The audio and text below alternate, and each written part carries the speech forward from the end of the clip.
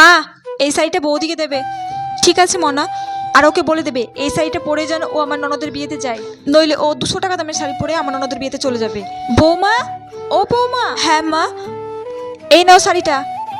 এই শাড়িটা তুমি রিয়াদির ননদের বিয়েতে পরবে। কিন্তু মা, আমার কাছে তো অনেকগুলো শাড়ি আছে। হ্যাঁ হ্যাঁ, আমি জানি তোমার 200 টাকা দামের অনেকই শাড়ি আছে, কিন্তু আমার শ্বশুরবাড়িতে যাতে আমার মান সম্মানটা নষ্ট না হয়ে যায় সেজন্য তুমি এই দামি শাড়িটা পরে যাবে।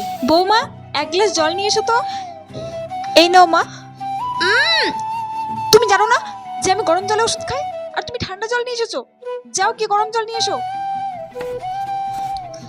বৌদি, আজ কি সবজি বানাচ্ছ? প্রিয়া, বাড়িতে করলা ছিল, তাই ভাবলাম করলার সবজি আর রুটি। করলার সবজি? তোমার মা কি তোমাকে আর কিছু শেখায়নি?